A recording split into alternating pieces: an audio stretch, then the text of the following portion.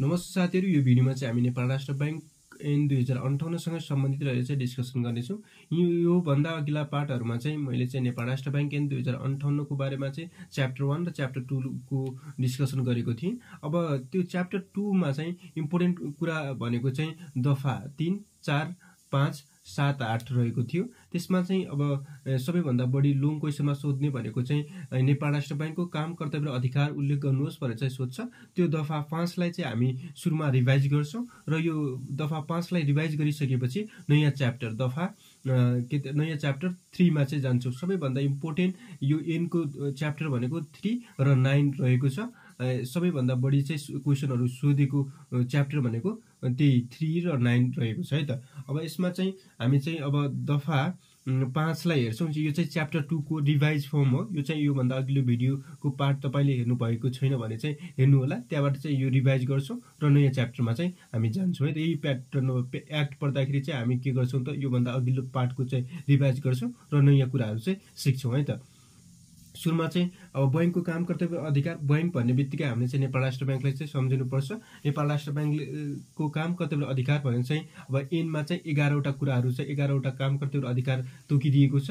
ती 11 वटा काम कर्तव्य अधिकारहरु हामी सरसर्ती हेर्छौं है त। सुरुमा चाहिँ बैंक नोट तथा सिक्का निष्कासन गर्ने नेपाल राष्ट्र बैंकले के गर्छ, to issue bank note and कोइन्सहरु चाहिँ इस्यु गर्ने गर्छ। त्यसपछि मूल्य स्थिरता कायम गर्न आवश्यक मौद्रिक नीति तर्जुमा गर्ने र सो नीति कार्यान्वयन गर्ने गराउने गर्छ। के त भन्दाखेरि मोनिटरी पोलिसीजहरु चाहिँ के त मेन्टेन गर्ने र त्यो जुन पोलिसीज निकाल्छ त्यसलाई चाहिँ म्यानेज गर्ने कार्य पनि नेपाल राष्ट्र बैंकले चाहिँ गर्ने गर्छ। त्यस्तै विदेशी विनिमय नीति निर्माण गर्ने र सो नीतिको कार्यान्वयन गर्ने गराउने हैन। फरेन एक्सचेन्ज पोलिसीजहरु चाहिँ के गर्ने त बनाउने, फर्मुलेट गर्ने र त्यसलाई चाहिँ इम्प्लिमेन्ट गर्ने कार्य पनि नेपाल राष्ट्र बैंकले चाहिँ गर्छ। त्यसपछि 4 नम्बरमा चाहिँ विनिमय दर पद्धति निर्धारण गर्ने, अर्थात टु डिटरमाइन द जुन फरेन एक्सचेन्ज रेट हुन्छ नि त, त्यो फरेन एक्सचेन्ज रेटलाई चाहिँ डिटरमाइन गर्ने हैन। याद गर्दाखेरि चाहिँ यताको की पोइन्ट भनेको पोलिसी रेट है। नेक्स्टमा चाहिँ के छ त, विदेशी विनिमय सञ्चितिको व्यवस्थापन र स्थापना गर्ने। व्यवस्थापनको के त भन्दाखेरि यसमा सञ्चितिलाई चाहिँ याद गर्नु पर्यो, रिजर्भलाई है। त्यसरी चाहिँ अर्को कार्यमा चाहिँ हाम्रो चाहिँ वाणिज्य बैंक तथा वित्तीय संस्थाहरूलाई चाहिँ बैंकिङ तथा वित्तीय कारोबार गर्ने इजाजत पत्र जारी गरी त्यस्तो कारोबारको चाहिँ सम्बन्धमा चाहिँ आवश्यक नियम, निरीक्षण, सुपरिवेक्षण तथा अनुगमन गर्ने भन्दाखेरि लाइसेन्स दिएर बैंक तथा वित्तीय संस्थाहरूलाई के गर्छ त, नियमन गर्छ, निरीक्षण गर्छ, सुपरिवेक्षण गर्छ है त। के त भन्दाखेरि रेगुलेट गर्ने, इन्स्पेक्ट गर्ने, सुपरभिजन्स गर्ने हैन, मोनिटरिङ्स गर्ने, त्यस्ता कार्यहरू चाहिँ नेपाल राष्ट्र बैंकले गर्छ है त। साथीहरु, हामी चाहिँ नयाँ टपिकमा प्रवेश गरेका छैन। यो रिभाइज फर्म हो। यो भन्दा अघिल्लो भिडियो तपाईहरुले चाहिँ राम्रो तरिकाबाट हेर्नु भएको छ भन्ने मैले अपेक्षा लिएको छु। हेर्नु भएको छैन भने केही छैन, यो भन्दा अघिल्लो भिडियो हेर्नु होला र यो भिडियोमा चाहिँ प्रवेश गर्नु होला है साथीहरु। त्यसपछि तपाईहरुलाई चाहिँ के त भन्दाखेरि यो हेर्दा हेर्दै पनि याद हुन्छ हैन। अब नत्र प्र्याक्टिस गर्नुपर्ने हुन्छ, यसलाई चाहिँ याद गर्नुपर्ने हुन्छ है त। एक्टको कुरा जस्तो छ त्यस्तै लेख्न सक्यो भने के त भन्दाखेरि अब त्यो अरु भन्दा चाहिँ अब्बल भन्न अब्बल प्रस्तुत गर्न सकिन्छ है त आफ्नो। अब यसमा चाहिँ अब 7 मा चाहिँ नेपाल सरकारको बैंकर सल्लाहकार तथा वित्तीय एजेन्टको रूपमा चाहिँ कार्य गर्छ नेपाल राष्ट्र बैंकले। के त भन्दाखेरि to act as the banker advisers and the financial agent of a government of a bank भनेर चाहिँ हामी इंग्लिशमा भन्न सक्छौं। त्यसपछि वाणिज्य बैंक तथा वित्तीय संस्थाहरूको चाहिँ बैंक तथा अन्तिम ऋणदाताको रूपमा चाहिँ कार्य गर्छ। के त भन्दाखेरि लास्ट रिसोर्टको रूपमा चाहिँ अब कसले कार्य गर्ने हो त, नेपाल राष्ट्र बैंकले चाहिँ कार्य गर्ने हो। यदि बैंक तथा वित्तीय संस्थाहरू टाँट पल्ट्यो भने अन्तिममा चाहिँ ऋण माग्नको लागि हैन, अन्तिम ऋणदाताको रूपमा ऋण दिने दाताको रूपमा को हुने गर्छ त, नेपाल राष्ट्र बैंक हुने गर्छ। त्यस्तै भुक्तानी फर्चुट तथा हिसाब मिलान पद्धतिको चाहिँ स्थापना तथा प्रवर्धन गरी के त भन्दाखेरि नियमित कार्यहरू गर्ने हैन। यसमा चाहिँ पेमेन्ट क्लियरिङ्स एन्ड सेटलमेन्टको चाहिँ कार्य गर्ने गर्छ नेपाल राष्ट्र बैंकले। अनि तरलता व्यवस्थापनको निमित्त आवश्यक उपकरणको माध्यमद्वारा खुला बजार कारोबार चाहिँ सञ्चालन गर्ने गर्छ। कसले त भन्दाखेरि नेपाल राष्ट्र बैंकले। यसमा चाहिँ है लिक्विडिटी म्यानेजमेन्ट गर्ने कार्य गर्छ र अन्य उद्देश्य प्राप्ति हुने कार्य छन् भने अन्य कार्य गर्छ भनेर चाहिँ हामी चाहिँ यो दफा 5 लाई चाहिँ रिभाइज गर्यौं। अब चाहिँ हामी नयाँ च्याप्टरमा जान्छौं। नयाँ च्याप्टरमा चाहिँ तपाईहरुले चाहिँ एमसीक्यू को लागि वा रिटर्नको लागि सबैभन्दा इम्पोर्टेन्ट रहेको च्याप्टर के त च्याप्टर 3 हो। यसमा चाहिँ हामी चाहिँ के त भन्दाखेरि डिस्कस गर्छौं है त। हामी के त भन्दाखेरि च्याप्टर 3 लाई चाहिँ डिस्कस गर्छौँ है त साथीहरू। अब च्याप्टर 3 मा चाहिँ अब यसको चाहिँ टाइटल के रहेको छ त भन्दाखेरि समितिको गठन तथा काम, कर्तव्य र अधिकार, अर्थात् फर्मुलेसन एन्ड फङ्सन हैन, duties and power of the board भन्ने चाहिँ छ। यसमा चाहिँ सबैभन्दा इम्पोर्टेन्ट दफा भनेको दफा 14 साथीहरू, म यहाँ लेख्छु दफा 14, 15, 29 र 30। यो दफा 14, 15, 29, 30 यो त एकदम इम्पोर्टेन्ट दफाहरू हुन्। यसलाई चाहिँ के त भन्दाखेरि याद गर्नु होला, यसलाई चाहिँ बुझ्ने प्रयास गर्नु होला है त। दफा 14 मा चाहिँ सञ्चालक समितिको काम के सञ्चालक समितिको गठन छ है। दफा 15 मा चाहिँ गभर्नरको नियुक्ति छ। त्यसपछि दफा 29 मा चाहिँ सञ्चालक समितिको काम, कर्तव्य र अधिकार छ। दफा 30 मा चाहिँ गभर्नरको काम, कर्तव्य र अधिकार छ। सबैभन्दा बढी रिपिटेड क्वेसनहरू भनेको दफा 14, 15, दफा 14, 15, 29 र 30 बाट चाहिँ सोधिएको कुरा हो। अब मैले चाहिँ अब यो यता जुन तपाईहरुले चाहिँ यो देखाइरहेको छु यो कपीमा, अब यसमा चाहिँ तपाईहरुले चाहिँ एमसीक्यू को लागि पनि हुने र रिटर्नको लागि हुने तरिकाबाट चाहिँ गरिएको छ है त साथीहरु। सुरुमा चाहिँ दफा 14 मा के छ त भन्दाखेरि सञ्चालक समितिको चाहिँ गठन भन्ने छ, फर्मेसन अफ द बोर्ड भन्ने चाहिँ छ। अब यसमा चाहिँ के छ त भन्दाखेरि हाम्रो चाहिँ एउटा जुन नेपाल राष्ट्र बैंकमा चाहिँ एउटा चाहिँ सञ्चालक समिति रहन्छ। त्यो सञ्चालक समितिमा चाहिँ 7 जनाहरु सदस्य हुन्छन् है साथीहरु। अब सञ्चालक समितिमा चाहिँ कतिवटा सदस्य हुन्छन् भन्दाखेरि 7 जना सदस्य हुन्छन्। अब एउटा चाहिँ सञ्चालक समिति रहने गर्छ। त्यो सञ्चालक समितिको अध्यक्ष को हुन्छ त भन्दाखेरि त्यो सञ्चालक समितिको अध्यक्ष चेयरम्यान हुने चाहिँ भनेको गभर्नर हो। गभर्नर चाहिँ अध्यक्ष हुन्छ। त्यसपछि सचिव, फाइनान्स सेक्रेटरी है, अर्थ मन्त्रालय अन्तर्गतको जुन निजामती कर्मचारी हुन्छ है, फाइनान्स सेक्रेटरी, यो निजामती कर्मचारी यो चाहिँ सदस्य हुने गर्छन्। त्यस्तै सञ्चालक समितिमा चाहिँ 2 जना डेपुटी गभर्नर्सहरू हुने गर्छन्। अब डेपुटी गभर्नर्स पछि अब 3 जना चाहिँ के हुन्छन् त भन्दाखेरि आर्थिक, मौद्रिक, बैंकिङ, वित्तीय तथा के त भन्दाखेरि वाणिज्य कानुनबाट चाहिँ है, वाणिज्य कानुनको क्षेत्रमा चाहिँ लब्ध प्रतिष्ठित व्यक्तिहरू अर्थात् रिनाउन्ड पर्सन भन्ने चाहिँ भन्छ हैन। त्यो रिनाउन्ड पर्सन्सहरू व्यक्तिबाट नेपाल सरकारले चाहिँ नियुक्ति गरेका चाहिँ 3 जना चाहिँ सञ्चालकहरू हुने गर्छन् है त। 3 जना के त भन्दाखेरि नेपाल सरकारले चाहिँ नियुक्ति गर्ने भयो। त्यसपछि 2 जना चाहिँ के त भन्दाखेरि डेपुटी गभर्नर्स, 1 जना चाहिँ फाइनान्स सेक्रेटरी र 1 जना गभर्नर्स गरेर जम्मा 7 जनाको चाहिँ के हुन्छ त भन्दाखेरि सञ्चालक समिति हुन्छ साथीहरु। सञ्चालक समितिमा चाहिँ 7 जना सदस्यहरू रहने गर्छन्। यसरी चाहिँ अब जुन नेपाल राष्ट्र बैंकको चाहिँ सञ्चालक समिति छ त्यसको चाहिँ गठन भएको हुन्छ। यो चाहिँ दफा 14 अनुसार चाहिँ अब एमसीक्यू मा पनि सोध्न सक्छ। एमसीक्यू मा के सोध्न सक्छ, सञ्चालक समितिको मा के सञ्चालक समितिको सदस्य कति रहेको छ भन्ने चाहिँ भन्न सक्छ, 7 जना। अब सञ्चालक समितिको जुन अध्यक्ष को हुन्छ भन्दाखेरि गभर्नर्स हुन्छ। सञ्चालक समितिमा चाहिँ जुन के त सचिवको रूपमा सचिव चाहिँ कुन मन्त्रालयको हो भनेर चाहिँ सोध्न सक्छ। अर्थ मन्त्रालयबाट चाहिँ सचिव के त सिलेक्ट गरिन्छ। अब के त भन्दाखेरि 2 जना डेपुटी गभर्नर्सहरू हुन्छन् है। आर्थिक, मौद्रिक, बैंकिङ, वित्तीय तथा वाणिज्य कानुनको क्षेत्रका लब्ध प्रतिष्ठित व्यक्तिहरू मध्येबाट नेपाल सरकारले चाहिँ नियुक्ति गरेका 3 जना चाहिँ सञ्चालक हुन्छन्। इकोनोमिक्स हैन, त्यसपछि monetary, banking and finance and commercials laws बाट चाहिँ के त भन्दाखेरि लब्ध प्रतिष्ठित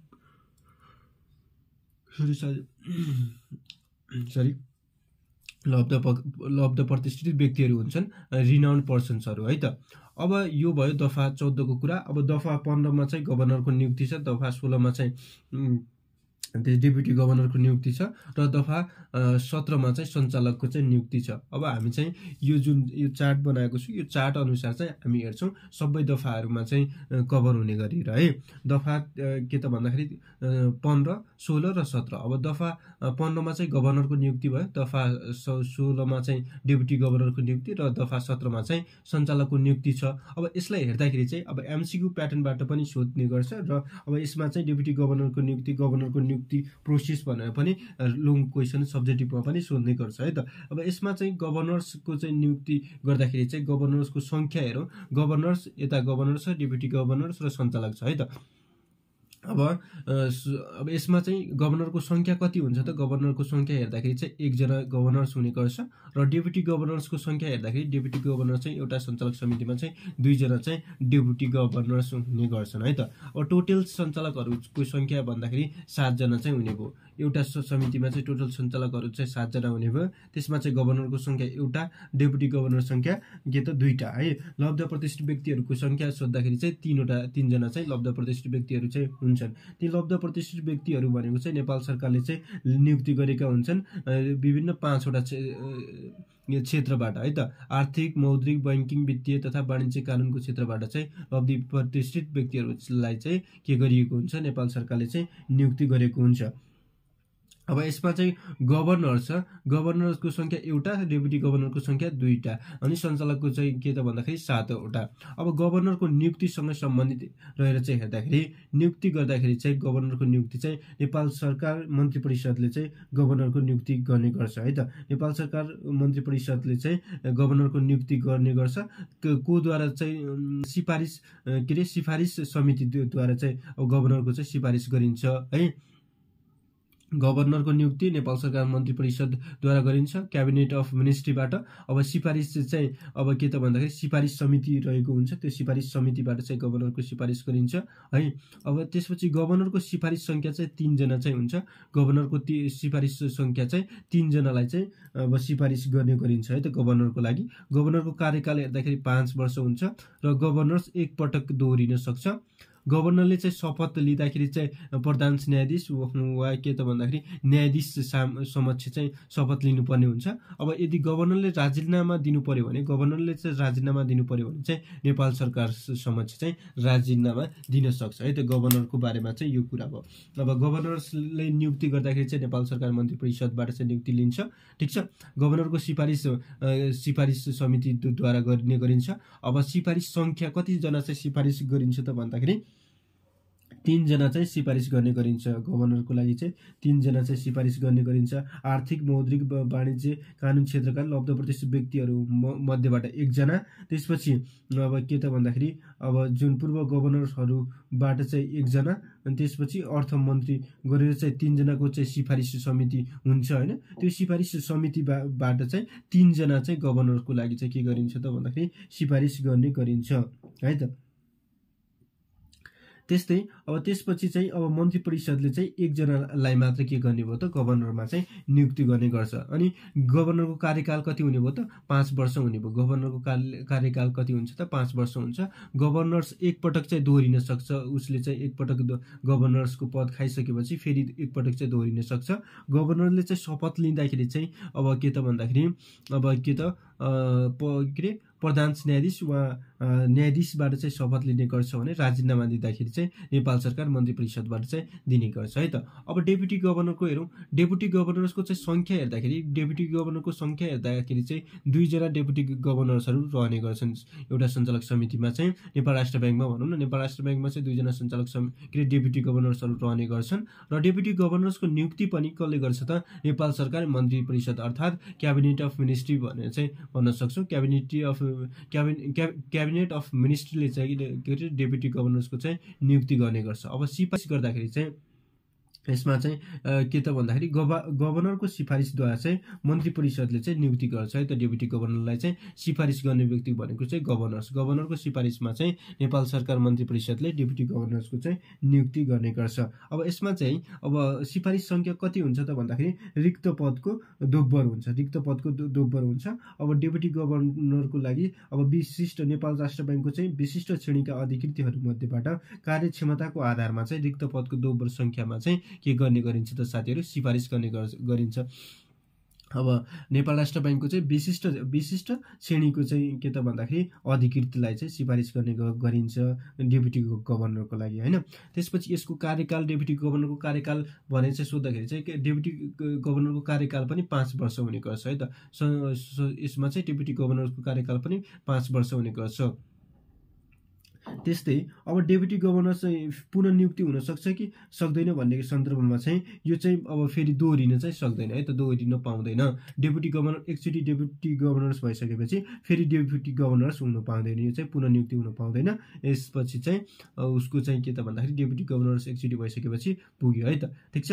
तर गभर्नर चाहिँ हुन पाउँछ है, फेरि गभर्नर्स हुन पाउँछ, तर डेप्युटी गभर्नर्स एकचोटि भइसकेपछि फेरि डेप्युटी गभर्नर्स नै हुन पाउँदैन। अब डेप्युटी गभर्नर्सको चाहिँ शपथ लिँदाखेरि डेप्युटी गभर्नरले चाहिँ को समक्ष चाहिँ शपथ लिन्छ त? गभर्नर समक्ष चाहिँ शपथ लिने गर्छ। डेप्युटी गभर्नरले गभर्नर समक्ष चाहिँ शपथ लिने गर्छ भने डेप्युटी गभर्नर्सले चाहिँ राजीनामा दिँदाखेरि चाहिँ को समक्ष राजीनामा दिन्छ त? नेपाल सरकार समक्ष चाहिँ राजीनामा दिने गर्छ। नेपाल सरकार समक्ष चाहिँ राजीनामा दिने गर्छ। त्यस्तै अब सञ्चालकको चाहिँ अब के त भन्दाखेरि सङ्ख्या 7 जना हुन्छ। अब यसमा चाहिँ अब अरू धेरै कुराहरू चाहिँ हेर्नु परेन है त, कसले सिफारिस गर्छ के, यो चाहिँ नेपाल सरकारद्वारा नै के गरिन्छ त भन्दाखेरि अब बनाइने गरिन्छ है त। अब यो भयो चाहिँ अब गभर्नर्स, डेप्युटी गभर्नर्स र के त भन्दाखेरि सञ्चालकको चाहिँ नियुक्ति होइन, तिनीहरूको चाहिँ सिफारिस प्रोसेस होइन, तिनीहरूको सङ्ख्या, कार्यकाल कति पटक दोहोरिन्छ, उनीहरूले चाहिँ लिने शपथ, राजीनामा को चाहिँ लिन्छ भने चाहिँ मैले चाहिँ यो चार्ट जसरी चाहिँ तपाईँहरूले चाहिँ सर्ट फर्ममा चाहिँ देखाएँ। अब हामी चाहिँ एनमा चाहिँ के छ त भन्ने कुराहरू हेरौँ। एनमा पनि सेम कुरा छ। म चाहिँ तपाईँहरूले चाहिँ एक्ट नै देखाउँछु है।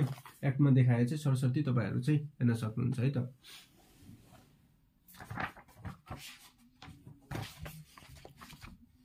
ल यो चाहिँ एक्ट हो, नेपाल राष्ट्र ब्याङ्क एन्ड के त भन्दाखेरि यसमा चाहिँ के छ त भन्दाखेरि चाहिँ अब यो यसमा चाहिँ दफा 15 मा चाहिँ के छ त गभर्नर्सको नियुक्ति छ। गभर्नरको नियुक्तिमा चाहिँ सेम मैले जे भने त्यही कुराहरू छ। नेपाल सरकार मन्त्री परिषद बमोजिम होइन, गठन समितिले चाहिँ सिफारिस समिति हुन्छ, त्यो सिफारिस समितिको आधारमा चाहिँ गभर्नरको नियुक्ति गर्ने गरिन्छ। नेपाल सरकार मन्त्री परिषदले गभर्नरको नियुक्ति गर्ने चाहिँ अब द्याय बमोजिमको समिति चाहिँ गठन गर्ने गर्छ। नियुक्ति गर्दाखेरि चाहिँ के त भन्दाखेरि त्यो सिफारिस समितिमा चाहिँ अर्थमन्त्री हुने गर्छ एउटा अध्यक्ष, त्यसपछि पूर्व गभर्नर्स मध्येबाट एकजना चाहिँ सदस्य हुन्छ र आर्थिक, मौद्रिक, बैंकिङ, वित्तीय तथा वाणिज्य कानुनको क्षेत्रबाट लब्ध प्रतिष्ठित व्यक्तिहरू मध्येबाट चाहिँ के त भन्दाखेरि एकजना चाहिँ सदस्य गरेर चाहिँ 3 जना चाहिँ के त भन्दाखेरि सिफारिस समितिमा चाहिँ हुने गर्छन्, जसलाई यो 3 जनाले नै गभर्नर्सको नामावली चाहिँ सिफारिसको लागि चाहिँ पठाउने गर्छ है त। त्यसपछि जुन दफा के अरे 3 उपदफा 2 बमोजिम गठन भएको जुन समितिले चाहिँ गभर्नरको नियुक्तिका लागि सिफारिस गर्दा आर्थिक, मौद्रिक, बैंकिङ, वित्तीय, वाणिज्य व्यवस्थापन तथा वाणिज्य कानुन व्यवस्थापनका लब्ध प्रतिष्ठित व्यक्तिहरू मध्येबाट डेप्युटी गभर्नर्सहरू मध्येबाट 3 जना चाहिँ नामावली चाहिँ नेपाल सरकार मन्त्री परिषदमा चाहिँ सिफारिस गर्ने गर्दछ है त। 3 जनाको चाहिँ नामावली चाहिँ नेपाल सरकार समक्ष चाहिँ के गर्ने गर्छ त सिफारिस गर्ने गर्छ होइन। अब 3 जनाको नामावली सिफारिस गरिसकेपछि नेपाल सरकार मन्त्री परिषदले चाहिँ एकजना चाहिँ डेप्युटी के अरे एकजना चाहिँ गभर्नर्सलाई चाहिँ के गर्ने गर्छ त नियुक्ति गर्ने गर्छ। एकजना गभर्नरलाई के गर्ने भयो त नियुक्ति गर्ने भयो। यो भयो गभर्नरको नियुक्तिसँग सम्बन्धित। त्यसपछि डेप्युटी गभर्नरको के त भन्दाखेरि मैले भन्थे नेपाल सरकार मन्त्री परिषदले नै डेप्युटी गभर्नरको चाहिँ के गर्छ त भन्दाखेरि अब नियुक्ति गर्छ। यसमा चाहिँ सिफारिस गर्दाखेरि चाहिँ अब गभर्नरले चाहिँ सिफारिस गर्छ होइन। गभर्नरले सिफारिस गर्दाखेरि त्यसपछि डेप्युटी गभर्नर्सको पदमा चाहिँ जुन सिफारिस गर्दाखेरि चाहिँ अब जुन बैंकका चाहिँ विशिष्ट श्रेणीका चाहिँ अधिकृतहरू मध्येबाट चाहिँ कार्यक्षमताको आधारमा चाहिँ रिक्त पदको दोब्बर संख्यामा, जस्तै अब 1 जना खाली छ भने 2 जनाको नाम चाहिँ सिफारिस गर्नु पर्यो, 2 जना खाली छ भने के त भन्दाखेरि 4 जनाको नाम चाहिँ सिफारिस गर्नुपर्ने हुन्छ है त। रिक्त पदको दोब्बर संख्यामा चाहिँ डेप्युटी गभर्नरको चाहिँ सिफारिस गर्ने गरिन्छ। त्यस्तै अब के त 3 दफा बमोजिम जुन 3 मा चाहिँ उल्लेख गरेको कुरा बमोजिम डेप्युटी गभर्नर्स पदमा नियुक्ति भएको व्यक्ति बैंकको सेवाबाट चाहिँ स्वत निवृत्त भएको मानिन्छ। अब एकचोटि चाहिँ अब के त भन्दाखेरि यो चाहिँ अब जुन सेवाबाट चाहिँ निवृत्ति भइसकेपछि होइन यो चाहिँ अब फेरि चाहिँ नियुक्ति हुन पाउँदैन है त। त्यसपछि अर्को छ दफा नम्बर 17 मा चाहिँ सञ्चालक समितिको चाहिँ नियुक्ति। सञ्चालक समितिको नियुक्ति गर्दाखेरि चाहिँ नेपाल सरकार मन्त्री परिषदले नै सञ्चालक समितिको चाहिँ नियुक्ति गर्ने गर्छ। अब जुन डाइरेक्टरहरू हुन्छन् तिनीहरूको ठिक छ। नेपाल सरकार मन्त्री परिषदले उपदफा 1 बमोजिम सञ्चालकको नियुक्ति गर्दा आर्थिक, मौद्रिक, बैंकिङ, वित्तीय, वाणिज्य व्यवस्थापन तथा वाणिज्य कानुन क्षेत्रका लब्ध प्रतिष्ठित व्यक्तिहरू मध्येबाट चाहिँ अलग अलग क्षेत्रको चाहिँ प्रतिनिधित्व हुने गरी चाहिँ गर्नुपर्ने हुन्छ है त। सञ्चालक समितिको चाहिँ यो जुन अब के त भन्दाखेरि आर्थिक, मौद्रिक, बैंकिङ, वित्तीय, वाणिज्य कानुन होइन व्यवस्थापन हो त्यस्ता के त भन्दाखेरि क्षेत्रका चाहिँ रिनाउन्ड पर्सन्सहरूलाई चाहिँ अब अलग अलग क्षेत्रका चाहिँ व्यक्तिहरूलाई चाहिँ सञ्चालक समितिमा चाहिँ नियुक्ति गर्नुपर्ने हुन्छ। त्यो भयो। त्यसपछि अब दफा 18मा चाहिँ के छ त भन्दाखेरि सञ्चालकको चाहिँ सञ्चालकको कार्यकाल कति हुनेछ भन्ने कुराहरू मैले चाहिँ भनिसकेँ। 5 वर्ष हुन्छ। अब गभर्नर्स, डेपुटी गभर्नर र सञ्चालकको कार्यकाल 5 वर्षको हुनेछ भनेर चाहिँ यहाँ भनिएको छ। त्यसपछि नेपाल सरकारले चाहिँ मनासै देखाएमा चाहिँ कार्यकाल समाप्त भएको गभर्नरलाई चाहिँ पुनः एकपटक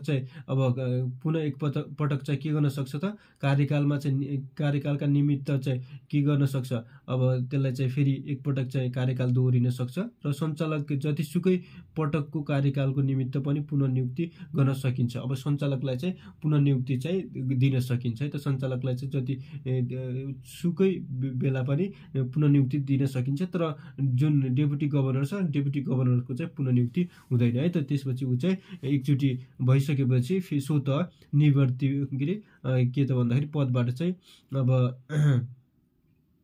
हट्ने गर्छ, फेरि नियुक्ति हुन सक्दैन है त। यो भयो। त्यसपछि अब 19मा चाहिँ दफा 19मा चाहिँ के छ त भन्दाखेरि सञ्चालकको चाहिँ पारिश्रमिक तथा अन्य सुविधा भनेर चाहिँ राखिएको छ। डेपुटी गभर्नर्स हैन, गभर्नर्स, डेपुटी गभर्नर्स तथा सञ्चालकको चाहिँ पारिश्रमिक तथा अन्य सुविधा समितिले तोके बमोजिम हुनेछ। अब समिति जुन के त भन्दाखेरि समिति छ हैन, यो 7 जनाको समितिले चाहिँ जसरी तोक्छ त्यो अनुसार चाहिँ गभर्नर्स, डेपुटी गभर्नर र सञ्चालकहरूको चाहिँ के हुने गर्छ त भन्दाखेरि अब सेवा सुविधाहरू, पारिश्रमिक है, तलबहरू चाहिँ हुने गर्छ। यो भयो। त्यसपछि यसमा 20 नम्बरमा चाहिँ सञ्चालकको चाहिँ योग्यता भनेर चाहिँ राखिएको छ। अब यसमा चाहिँ दफा 14, 15 र 29 र 30 चाहिँ इम्पोर्टेन्ट छ। यो चाहिँ अब सरस्वती हेर्दा भयो भनेर चाहिँ मैले चाहिँ त्यो हेतुले चाहिँ सरस्वती हेरिरहेको छु है त। यसमा चाहिँ सञ्चालकको चाहिँ योग्यता भन्दाखेरि चाहिँ गभर्नर्स, डेपुटी गभर्नर र सञ्चालक पदमा चाहिँ नियुक्ति हुनुको लागि देहाय बमोजिमको योग्यता हुनुपर्छ भनिएको छ। अब योग्यतालाई हेर्दाखेरि चाहिँ हेरौँ। अब जस्तै अब सञ्चालकको योग्यता हेर्दाखेरि चाहिँ अब यो यसमा के हुनु पर्यो त भन्दाखेरि अब सुरुमा चाहिँ अब नेपालको चाहिँ नागरिक हुनु पर्यो, नेपालको चाहिँ नागरिक हुनु पर्यो, नेपाली नागरिक हुनु पर्यो। त्यसपछि उच्च नैतिक चरित्र भएको हुनुपर्छ, नेपाली नागरिक हुनु पर्यो फर्स्ट। त्यसपछि उच्च नैतिक चरित्र भएको व्यक्ति हुनु पर्यो, उच्च नैतिक चरित्र भएको व्यक्ति हुनु पर्यो है। त्यसपछि अब आर्थिक, मौद्रिक, बैंकिङ, वित्तीय, वाणिज्य व्यवस्थापन, जनप्रशासन, तथ्याङ्क शास्त्र, गणित वा कानुन विषयमा चाहिँ कम्तीमा चाहिँ स्नातक उत्तर उपाधि हासिल गरी आर्थिक, मौद्रिक, बैंकिङ, वित्तीय वा वाणिज्य, कानुनको क्षेत्रमा चाहिँ कार्य अनुभव हासिल गरेको हुनुपर्छ है त। यो जुन क्षेत्र भनेको छ आर्थिक, मौद्रिक, बैंकिङ, वित्तीय, वाणिज्य व्यवस्थापन, जनप्रशासन, तथ्याङ्क शास्त्र हैन, गणित वा कानुन मा चाहिँ कम्तीमा चाहिँ मास्टर पास गरेको हुनुपर्छ है त। स्नातक उत्तर भनेको चाहिँ कम्तीमा चाहिँ मास्टर पास गरेको हुनुपर्छ र जुन आर्थिक, मौद्रिक, बैंकिङ, वित्तीय वा वाणिज्य, कानुनको क्षेत्रमा चाहिँ कार्य अनुभव पनि हुनुपर्छ। अनि मात्र के त सञ्चालकमा चाहिँ नियुक्ति हुन सक्छ भनेर चाहिँ भनिएको छ। त्यस्तै स्पष्टीकरणमा चाहिँ यसमा के राखिएको छ त भन्दाखेरि स्पष्टीकरणमा चाहिँ यस खण्डको चाहिँ प्रयोजनको लागि कार्य अनुभव भन्नाले कस्तो कार्य अनुभव हुनु पर्यो त। यहाँ चाहिँ कार्य अनुभव भनेको छ स्पष्टीकरणका लागि चाहिँ दियो। कार्य अनुभव भनेको कस्तो कार्य अनुभव हुनु पर्यो त, नेपाल सरकार वा बैंकको चाहिँ विशिष्ट श्रेणीको पद वा विश्वविद्यालयको के त भन्दाखेरि प्राध्यापक हुनु सक्छ हैन। क श्रेणीको चाहिँ वाणिज्य बैंक वा वित्तीय संस्थाको कार्यकारी प्रमुख वा अन्तर्राष्ट्रिय सङ्घ संस्थाको चाहिँ कार्यकारी प्रमुख। त्यस्तै सो सरहको पद वा के त भन्दाखेरि मर्यादा क्रमको चाहिँ हिसाबले सो पद भन्दा उच्च पदमा कार्य गरेको कार्य अनुभव सम्झिनु पर्छ भनेर चाहिँ भनिएको छ। अब जुन सञ्चालक समितिको पद छ त्यो पदभन्दा चाहिँ उच्च पदमा चाहिँ कार्य गरेको चाहिँ हुनुपर्छ कार्य अनुभव है। ठिक छ। त्यस्तै अब सञ्चालक समितिको चाहिँ अयोग्यता भन्ने छ। दफा 21मा चाहिँ सञ्चालक समितिको चाहिँ अयोग्यता, दफा 20मा चाहिँ सञ्चालक समितिको चाहिँ के भयो त योग्यता, दफा 21मा चाहिँ सञ्चालक समितिको अयोग्यता। अयोग्यता भन्ने सन्दर्भमा चाहिँ हेर्दाखेरि अब यसमा चाहिँ के त भन्दाखेरि सुरुमा चाहिँ राजनीतिक दलको सदस्य वा पदाधिकारी हुनु भएन। राजनीतिक दलको सदस्य वा पदाधिकारी भयो भने चाहिँ त्यो अयोग्य हुनेछ, त्यसको योग्यता पुग्ने छैन। त्यस्तै वाणिज्य बैंक वा वित्तीय संस्थाहरूको चाहिँ कुनै पनि कारोबारमा चाहिँ कालो सूचीमा परेको व्यक्ति पनि सञ्चालक हुन पाउँदैन। वाणिज्य बैंक तथा वित्तीय संस्थाहरूको चाहिँ कालो सूचीमा परेको व्यक्ति पनि के त भन्दाखेरि सञ्चालक हुनु पाउँदैन। त्यसपछि वाणिज्य बैंक तथा वित्तीय संस्थाको के त बहालवाला पदाधिकारी पनि के त सञ्चालक समितिको सदस्य हुन पाउँदैन। त्यस्तै वाणिज्य बैंक तथा वित्तीय संस्थामा चाहिँ 5% वा सोभन्दा बढी सेयर वा के त भन्दाखेरि मतदाता भएको अधिकार भएको चाहिँ व्यक्ति पनि सञ्चालक समितिको सदस्य हुनु पाउँदैन। ऋण तिर्न नसकी साउको दामासाईमा परेको व्यक्ति पनि अब सञ्चालक समिति हुनु पाउँदैन। बहुलाएको व्यक्ति पनि सञ्चालक समिति हुनु पाउँदैन। नैतिक पतन देखिने होइन। त्यसपछि फौजदारी अभियोगमा चाहिँ अदालतमा चाहिँ सजाय पाएको व्यक्ति पनि के त भन्दाखेरि सञ्चालक समितिमा चाहिँ योग्य हुँदैन भने चाहिँ यसको चाहिँ अयोग्यता भने चाहिँ तोकिदिएको छ दफा 21 मा। आजलाई हामी यति नै गर्छौँ। नेक्स्ट पार्टबाट चाहिँ हामी सञ्चालक समितिको पद मुक्त, त्यसपछि सञ्चालक समितिको चाहिँ होइन जाँचबुझ है, त्यहाँबाट चाहिँ दफा 29 र 30 मा चाहिँ बढी फोकस गर्नेछु। यो चाहिँ सरसर्ती हेर्दा भइहाल्यो। चाहिँ दफा के त परिच्छेद 3 मा चाहिँ दफा 14, दफा 15 र दफा 29 र 30 चाहिँ इम्पोर्टेन्ट रहेको छ है त साथीहरू। ठिक छ, नेक्स्ट पार्टमा चाहिँ त्यहीँबाट कन्टिन्यू गर्नेछु। आजलाई यति नै। तपाईँहरू चाहिँ यो जुन ह्याक चाहिन्छ भने चाहिँ मेरो टेलिग्राम लिङ्क चाहिँ डिस्क्रिप्सनमा राखेको छु, त्यसलाई चाहिँ फलो गर्न सक्नुहुन्छ है त। नत्र वेबसाइटमा गएर चाहिँ नेपाल राष्ट्र बैंक भनेर चाहिँ हाल्दाखेरि गुगलमा आइहाल्छ, डाउनलोड गर्नु होला है त।